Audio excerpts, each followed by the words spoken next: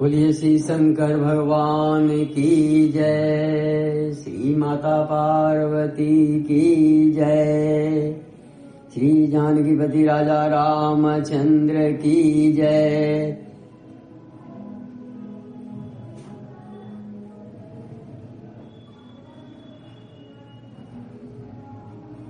श्री जगत जननी माता भवानी दुर्गा महारानी की जय, श्री भगवान वेद व्यास की जय।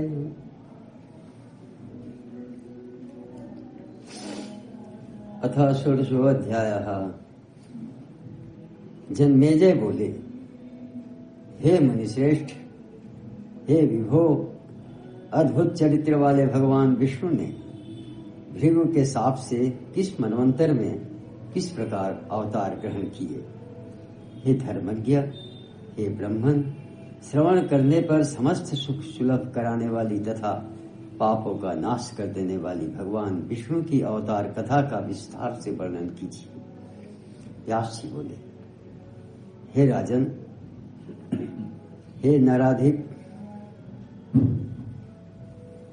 जिस मनवंतर तथा जिस युग में जैसे जैसे भगवान विष्णु के अवतार हुए हैं उन अवतारों को मैं बता रहा हूं, आप सुने। हे नृप, भगवान नारायण ने जिस रूप से जो कार्य किया वह सब मैं आपको इस समय संक्षेप में बताता हूं। चाक्षुष मनवंतर में साक्षात विष्णु का धर्मावतार हुआ था।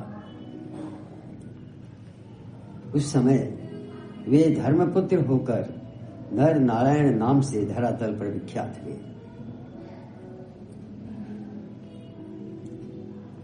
इस वैवस्वत मनवंतर के दूसरे चतुर्युग में भगवान का दत्तात्रेय अवतार हुआ।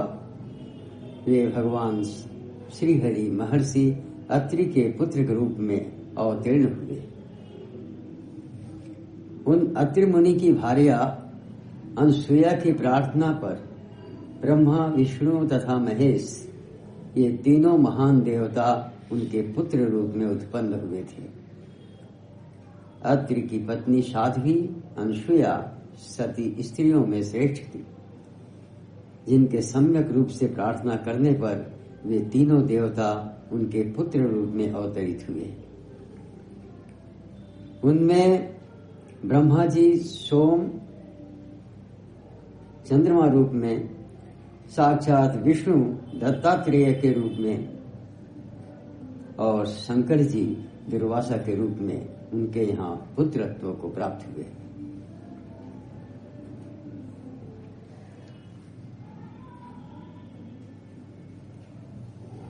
देवताओं का कार्य सिद्ध करने के लिए चौथे चतुर्युग में 2 प्रकार के रूपों वाला मनोहर नृसिंहावतार हुआ।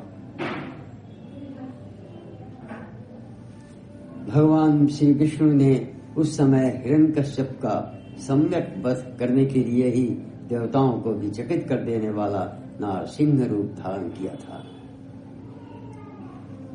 भगवान विष्णु ने दैत्यराज बलि का समन करने के उद्देश्य से उत्तम त्रेता युग में कश्यप मुनि के यहाँ वामन रूप से अवतार धारण किया था। उस वामन रूपधारी विष्णु ने यज्ञ में राजा बलि को छलकर उनका राज्य हर लिया और उन्हें पाताल में स्थापित कर दिया। 19वें चतुर्युग के त्रेता नामक युग में भगवान विष्णु महर्षि जमदग्नि के परशुराम नामक महाबली पुत्र के रूप में उत्पन्न हुए। क्षत्रियों का नाश कर डालने वाली उन प्रतापी, सत्यवादी तथा जितेंद्रिय परशुराम ने संपूर्ण पृथ्वी क्षत्रियों से छीनकर महात्मा कश्यप को दे दी थी। हे राजेंद्र, मैंने अद्भुत कर्म वाले भगवान विष्णु के पाप नाशक परशुराम नामक अवतार का यह वर्णन कर दिया। भगवान विष्णु ने त्रेतायुग में रघु के वंश में दशरथ पुत्र राम के रूप में अवतार धारण किया था।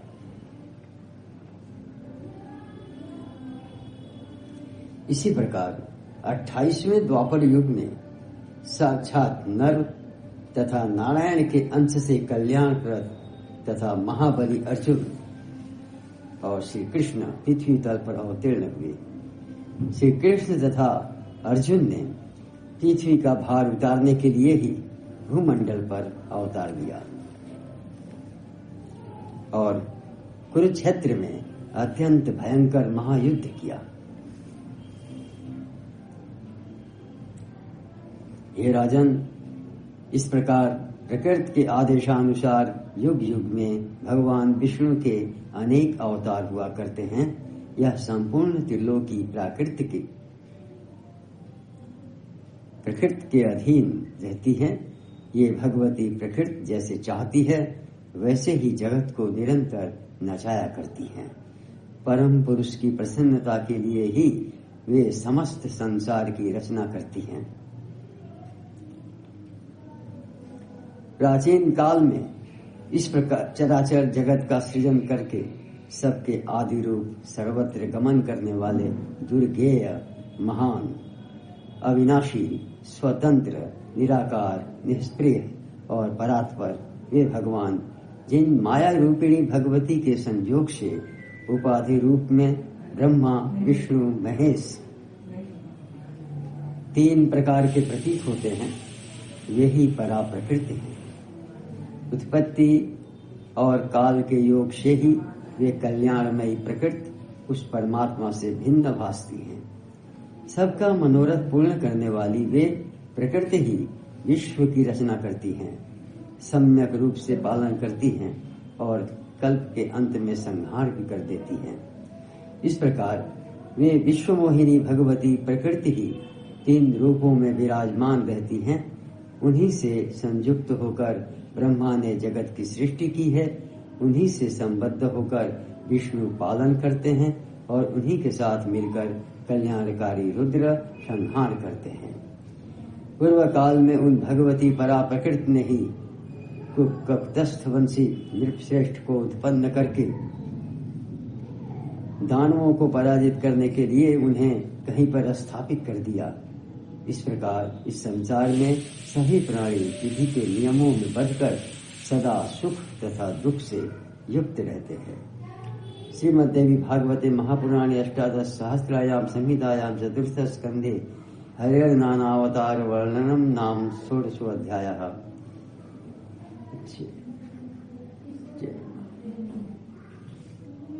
अथ सप्तदशो अध्यायः।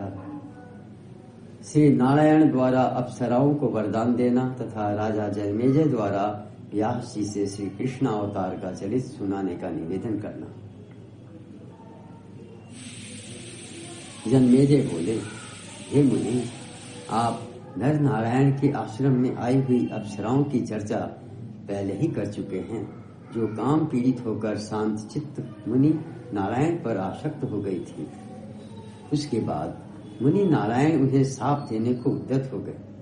इस पर उनके भाई धर्मवेत्ता नर ने उन्हें ऐसा करने से रोक दिया था। हे मुने, अत्यंत कामासक्त उन अप्सराओं के द्वारा अपने मन में पति रूप में संकल्पित किए गए उन मुनि नारायण ने इस विषम संकट के उपस्थित होने पर क्या किया?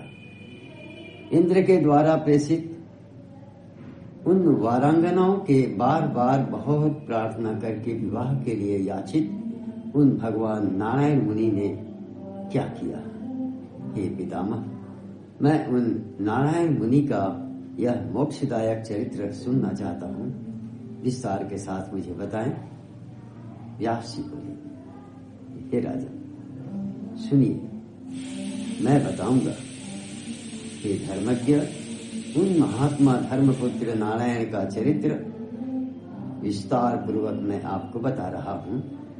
जब नर ने मुनि नारायण को शाप देने के लिए उद्यत देखा, तब उन्होंने नारायण को आश्वासन देकर वैसा करने से रोक दिया। तत्पश्चात क्रोध के शांत हो जाने पर महामुनि तपस्वी धर्मपुत्र नारायण उन अप्सराओं से मंद मंद मुस्कुराते हुए यह मधुर वचन कहने लगे, हे सुंदरियों, हमने इस जन्म में संकल्प कर रखा है कि हम दोनों कभी भी विवाह नहीं करेंगे। अतः मेरे ऊपर कृपा करके आप लोग स्वर्ग लौट जाए। धर्मज्ञ लोग दूसरे का व्रत भंग नहीं करते। ये सुंदर नेत्रों वाली, इस श्रृंगार रस में रति को ही अस्थाई भाव कहा गया है। अतः ब्रह्मचर्य व्रत धारण करने के कारण उसके अभाव में मैं संबंध कैसे कर सकता हूं?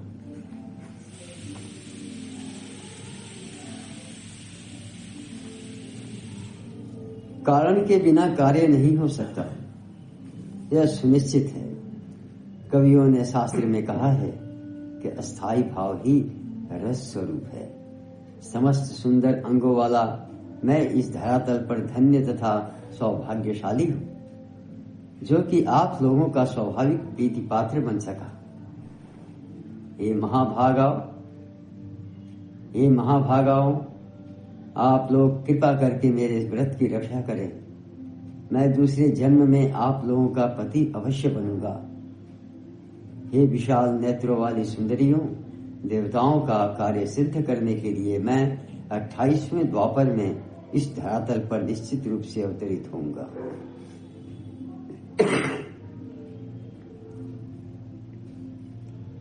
उस समय आप लोग ही राजाओं की कन्याएं होकर पृथक पृथक जन्म ग्रहण करेंगी और मेरी भार्याएं बनकर पत्नी भाव को प्राप्त होंगी। पाणी ग्रहण का ऐसा आश्वासन देकर भगवान नारायण मुनि ने उन्हें विदा किया और वे अप्सराएं भी काम व्यथा से रहित होकर वहां से चली गईं। इस प्रकार उनसे विदा पाकर वे अप्सराएं स्वर्ग पहुंची और फिर उन्होंने इंद्र को सारा वृतांत बता दिया।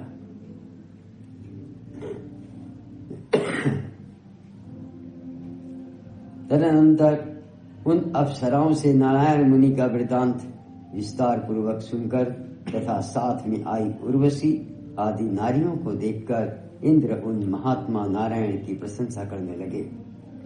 इंद्र बोले, अहो, उन मुनि का ऐसा अपार धैर्य तथा तपोबल है, जिन्होंने अपने तप के प्रभाव से उन्हीं अप्सराओं के सदृश रूप वाली तथा अन्य उर्वशी आदि अप्सराएं उत्पन्न कर दी। नारायण मुनि की यह प्रशंसा करके देवराज इंद्र का मन प्रसन्नता से परिपूर्ण हो गया। उधर धर्मात्मा नारायण भी तपस्या में संलग्न हो गए। हे राजन, इस प्रकार मैंने आपसे मुनि नारायण और महामुनि नर के संपूर्ण अद्भुत वृतांत का वर्णन कर दिया। हे भरत श्रेष्ठ, वे ही नर नारायण भृगु के शापवश पृथ्वी का भार उतारने के लिए इस लोक में पराक्रमी कृष्ण तथा अर्जुन के रूप में अवतरित हुए थे। राजा बोले, हे मानद, अब आप कृष्ण अवतार की कथा विस्तार के साथ मुझसे कहिए और मेरे मन में जो संदेह है उसका निवारण कीजिए। हे मुने, महाबली श्री कृष्ण और बलराम जिनके पुत्र रूप में उत्पन्न हुए उन वसुदेव और देवकी को दुख का भागी क्यों होना पड़ा? जिनकी तपस्या से संतुष्ट होकर साक्षात भगवान श्री हरि जिनके पुत्र बने थे, वे ही वसुदेव और देवकी बेड़ियों में बद्ध होकर कंस के द्वारा बहुत वर्षों तक क्यों सताए गए? वे श्री कृष्ण उत्पन्न तो मथुरा में हुए, किंतु गोकुल क्यों ले जाए गए? बाद में कंस का वध करके उन्होंने द्वारका में निवास क्यों किया? अपने पिता आदि के द्वारा सेवित समृद्ध संपन्न तथा पवित्र स्थान को छोड़कर वे भगवान श्री कृष्ण दूसरे अनार्य देश में क्यों चले गए? एक ब्राह्मण के शाप से भगवान श्री कृष्ण के वंश का नाश क्यों हो गया? पृथ्वी का भार उतारकर उन सनातन भगवान श्री कृष्ण ने तुरंत देह त्याग कर दिया और वे स्वर्ग चले गए। जिन पापियों के भार से पृथ्वी व्याकुल हो उठी थी, उन्हें तो अमित कर्मों वाले भगवान श्री कृष्ण और अर्जुन ने मार डाला था, किंतु जिन चोरों ने भगवान श्री कृष्ण की पत्नियों का अपहरण कर लिया था, उन्हें वे क्यों नहीं मार सके? भीष्म, द्रोण, कर्ण, राजा बाहिलिक, विराट, विकर्ण, राजा धृष्टद्युम्न, सोमदत्त आदि सब राजगण युद्ध में मार डाले गए। भगवान श्री कृष्ण ने उनका भार तो पृथ्वी पर से उतार दिया, किंतु वे चोरों का भार क्यों नहीं मिटा सके?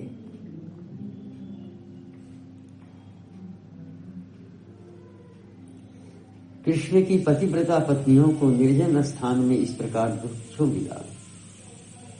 हे मुनिश्रेष्ठ, मेरे मन में यह संदेह बार बार हो रहा है।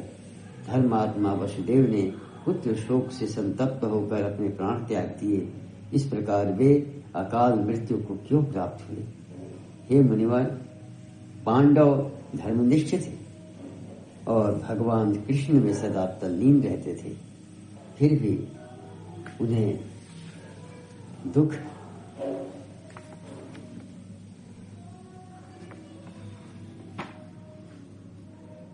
महाभागा द्रौपदी को दुख क्यों सहने पड़े?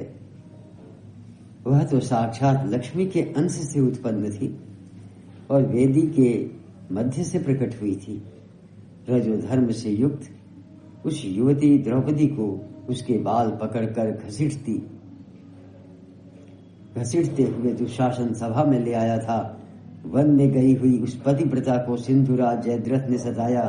उसी प्रकार अज्ञातवास के समय कीचक ने भी रोती कलपती उस द्रौपदी को बहुत पीड़ा पहुंचाई। अश्वत्थामा ने घर के अंदर ही उसके 5 पुत्रों को मार डाला। सुभद्रा पुत्र अभिमन्यु बाल्यावस्था में ही युद्ध में मार डाला गया। उसी प्रकार कंस ने देवकी के 6 पुत्रों का वध कर दिया, किंतु सब कुछ करने में समर्थ होते हुए भी भगवान श्री कृष्ण प्रारब्ध को नहीं टाल सके। यादवों को शाप मिला और इसके बाद प्रभास क्षेत्र में उनका निधन हो गया। इस प्रकार भयंकर कुलनाश हो गया और अंत में उनकी पत्नियों का हरण भी हो गया। भगवान श्री कृष्ण स्वयं नारायण, ईश्वर और विष्णु थे, फिर भी उन्होंने दास की भांति उग्रसेन की सदा सेवा की। हे महाभाग, मुनि नारायण के विषय में मुझे यह संदेह है कि आचार व्यवहार में वे सदा साधारण प्राणियों के समान ही रहते थे। सभी प्राणियों के समान हर्ष, शोक आदि भाव उनमें भी क्यों थे? उन भगवान श्री कृष्ण की भी यह अन्यथा गति क्यों हुई? अतः आप श्री कृष्ण के महान चरित्र का विस्तार पूर्वक वर्णन कीजिए और उन लोकोत्तर भगवान के द्वारा पृथ्वी तल पर किए गए कर्मों को भी बताइए। हे मुनिश्रेष्ठ, भगवान श्री कृष्ण दैत्यों की आयु समाप्त होने पर भी बड़े कष्ट से उन्हें मार पाए। उस समय उनकी विख्यात ईश्वरीय शक्ति कहाँ थी? रुक्मिणी हरण के समय वे वासुदेव श्री कृष्ण उसे लेकर भाग गए थे। उस समय तो उन्होंने चौर तुल्य आचरण किया था। समृद्धशाली तथा अपने पूर्वजों के द्वारा प्रतिष्ठित किए गए मथुरा मंडल को छोड़कर वे श्री कृष्ण जरासंध के भय से द्वारका चले गए थे। उस समय कोई भी नहीं जान सका कि ये श्री कृष्ण ही भगवान विष्णु हैं। हे ब्रह्मन, श्री कृष्ण के द्वारा अपने को ब्रज में छिपाए रखने का कुछ कारण आप मुझे बताइए। हे सत्यवती नंदन, ये तथा और भी दूसरे बहुत से संदेह हैं। ये हे महाभाग, हे द्विजवर, आप सर्वज्ञ हैं, अतः आज आप इन्हें दूर कर दीजिए। एक और गोपनीय संदेह है जो मेरे मन से नहीं निकल पा रहा है। क्या द्रौपदी के 5 पतियों का होना लोक में निंदनीय नहीं है? विद्वज्जन तो सदाचार को ही प्रमाण मानते हैं, तब समर्थ होकर भी उन पांडवों ने पशु धर्म क्यों स्वीकार किया? देवता स्वरूप भीष्म पितामह ने भी भूतल पर 2 गोलक संतान कराकर अपने वंश की जो रक्षा की, क्या यह उचित है? मुनियों के द्वारा जो धर्म निर्णय प्रदर्शित किया गया है कि जिस किसी भी उपाय से पुत्रोत्पत्ति करनी चाहिए उसे धिक्कार है।